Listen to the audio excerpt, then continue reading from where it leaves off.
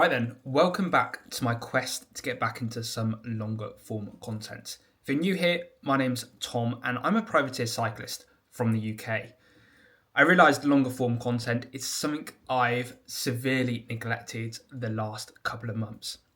The big reason being, last year a big focus of mine was getting ready for the Gravel World Champs, which I successfully qualified by winning the Gralic UCI Age Cats in May last year.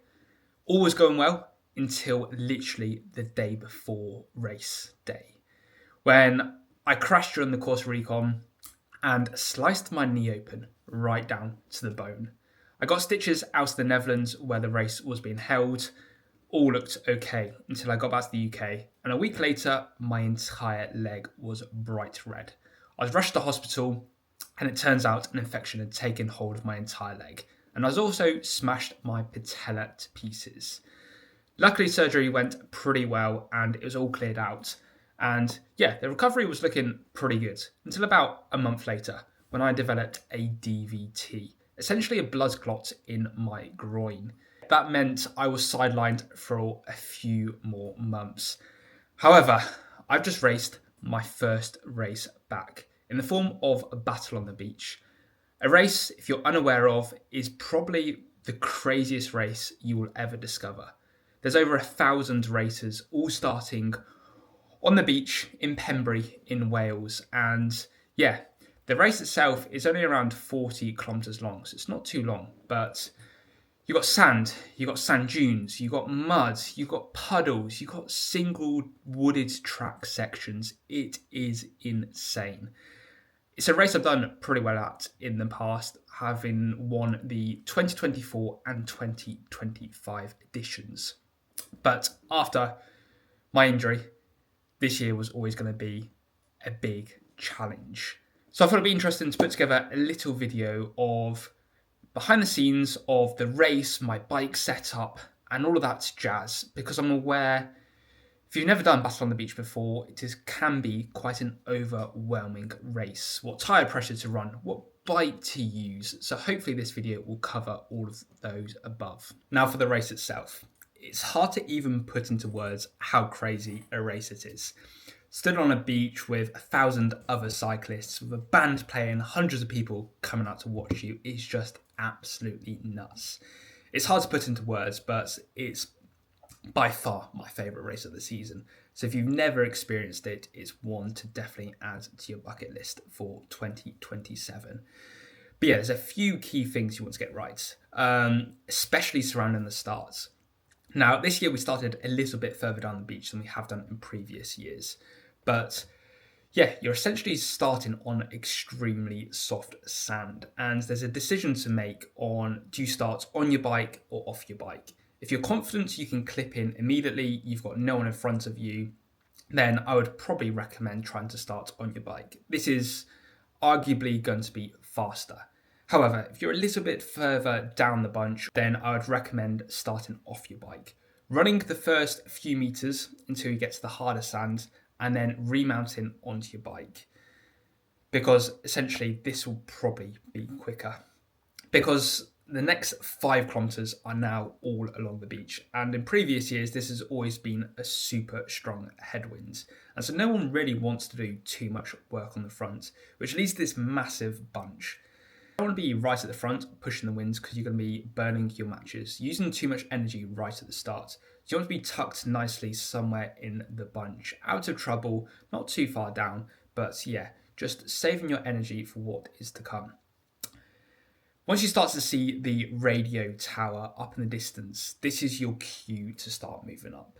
This basically marks the exit of the beach. So you go from the beach over essentially the sand dune and onto like a gravel track. Now the exit to the beach is fairly slim. It's not particularly wide, and so will only accommodate a few riders. And so there's always a big fight for position into this. So you can see everyone starting to move up in anticipation.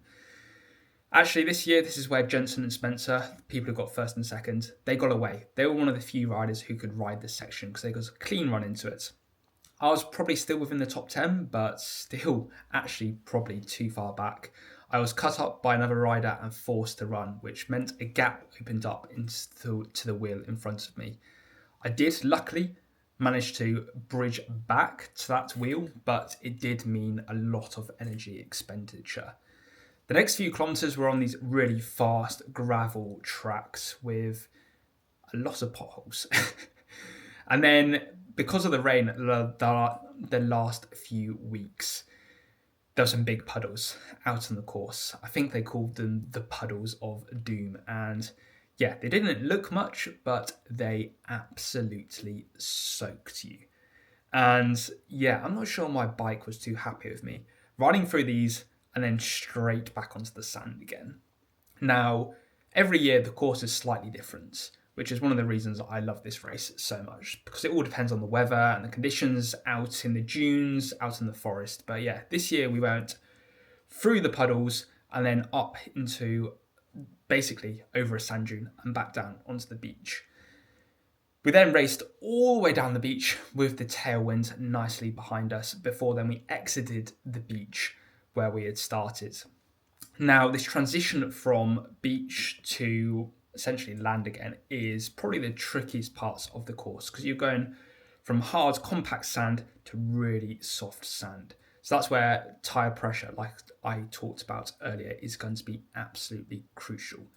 You also want to put in basically a big effort. You want to select a slightly harder gear than you would anticipate, because then this allows you to put torque through the pedals and then power through the sand. Your too easy of a gear, you're just going to spin and your back wheel is going to skip, and essentially you're more likely to be forced to run.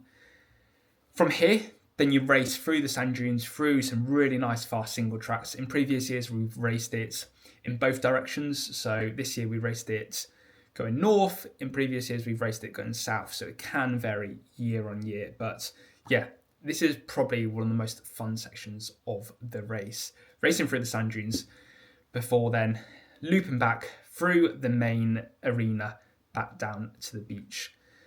The hardest part of the race is the transitions from different terrains, going from sand to tarmac to grass. Now, you'll see there will be a few riders slipping and sliding. So, especially on the grassy sections, you want to be really careful, because you're likely going to be running very slick tyres to accommodate for the sand, but these won't be great for the grassy sections. So where it's slippery, just take extreme caution, because you don't want to come off.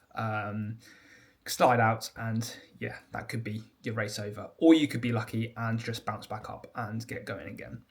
So yeah, this year the race played out, pretty well in my favour, really.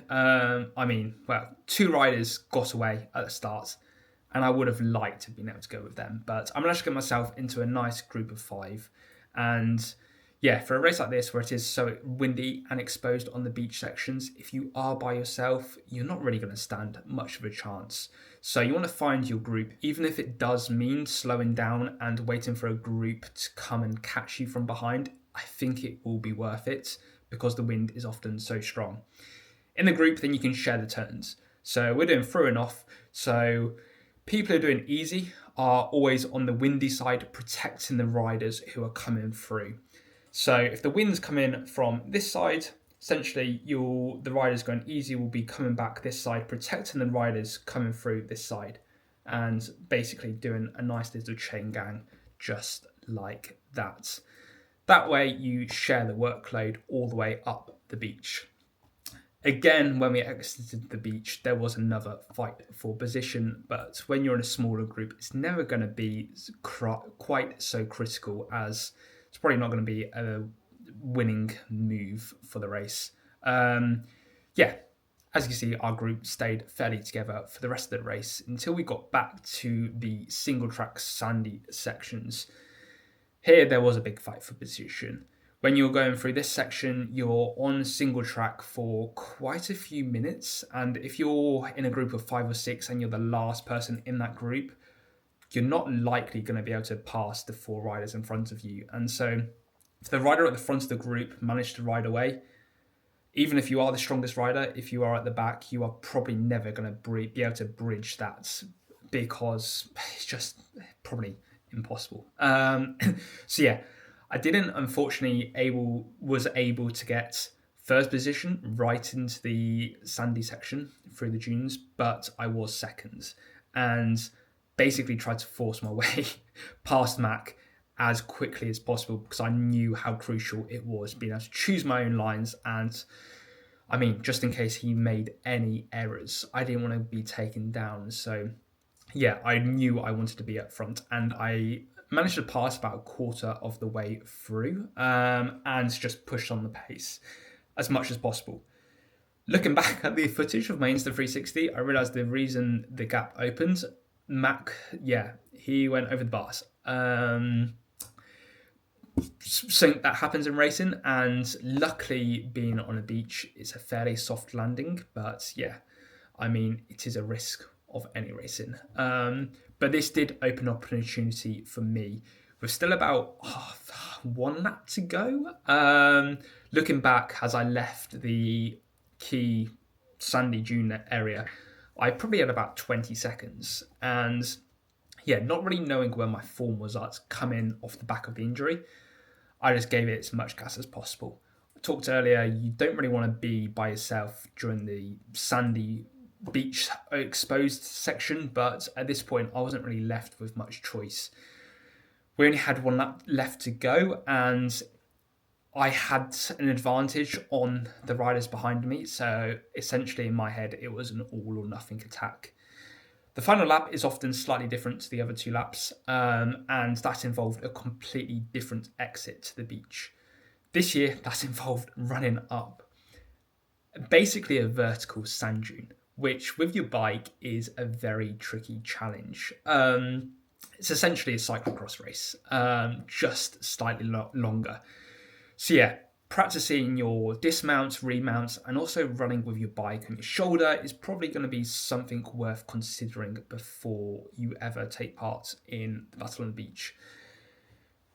Once we got over the sand dune section, we then flowed into some really nice, again, single track sections. And from all the rain the last couple of weeks, we hit a fairly deep bog before an extremely steep climb again. Obviously, bog at the bottom makes your tyres all muddy.